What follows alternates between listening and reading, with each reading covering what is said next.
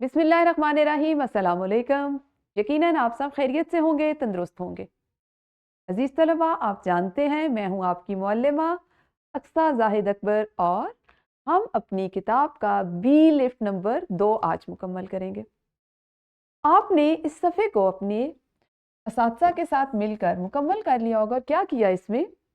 यकीनन आपने इसमें नुक्ते लगाए होंगे। तो इसको आप देख लीजिए, अगर कहीं कोई गलती हुई है तो उसकी दुरुस्ती कर लीजिए। आज का हासिल ताल्लुम आप आज क्या सीखने जा रहे हैं?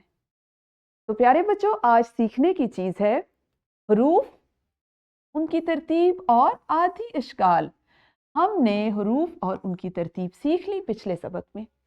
आज हम हरूफ की आधी इश्काल को समझकर और पहचान सकेंगे। ठीक है जी।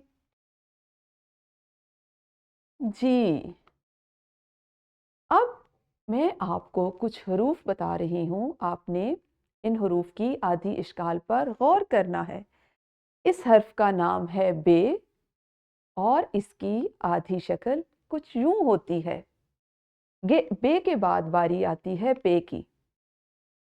पे भी चूंकि उसी खानदान से है जिसको हम बे का खानदान कहते हैं, तो उसकी और बे की शक्ल एक जैसी है, मगर फर्क है सिर्फ नुक्तों का।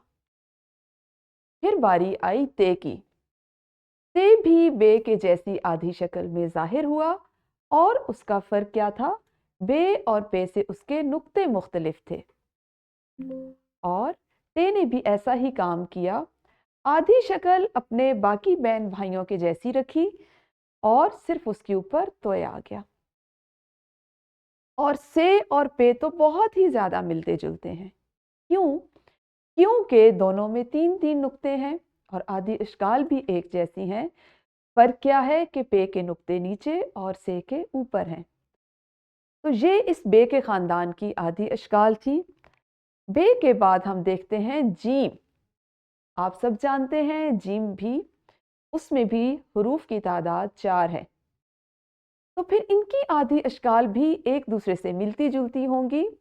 जैसे जीम के बाद चे, चे और जीम की शक्ल एक जैसी है और फर्क किस चीज़ का है? नुक्तों का।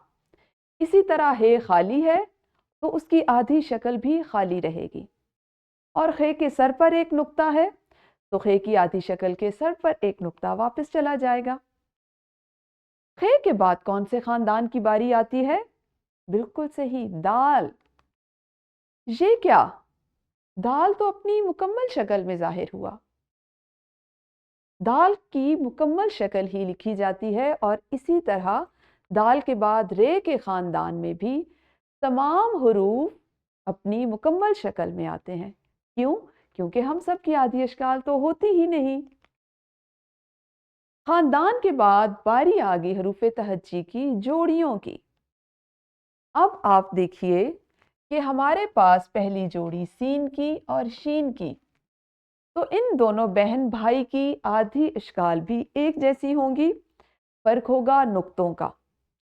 फिर अगर हम देखें स्वाद और ज़्वाद को, तो इन दोनों बहनों की शक्ल भी एक जैसी और फर्क हुआ नुक्तों का। एन, गैन एक जैसी आधी शक्लें लिखी जाएंगी। क्यों? क्योंकि ये भी जोड़ी की सूरत में आने वाले हुरूफ हैं। पे अपनी आधी शक्ल में इस तरह लिखा जाएगा, काफ इस तरह, फिर क्याफ की आधी शक्ल ये होगी। अभी हम सिर्फ आधी अश्काल की बात कर रहे हैं। फिर गाफ की आधी शक्ल ये और लाम इस सूरत में आएगा। मीम की आधी शक्ल इस तरह से है और ये रहा नून। अरे ये क्या हुआ? हे ने तो अपनी आधी शक्ल बदल ली, क्योंकि भाई हाथी में हे इसी तरह से आता है। तो ये है हे की आधी शक्ल और ये होगी ये की छोटी शक्ल। ये यहाँ पे जाए मारूफ भी है और मजहूल भी, लेकिन आधी शक्ल दोनों की एक सी रहेगी। तो आपने आज क्या सीखा? हमने आज सीखा कि हुरूफ की आधी इश्काल किस तरह लिखी जाती है। मुकम्मल हर्फ को आधा कर देने से उसकी आधी शक्ल लिख ली।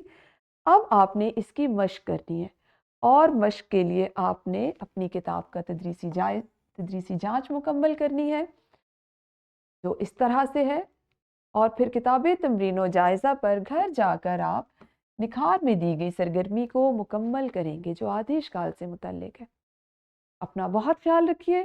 اللہ حافظ، شکریہ۔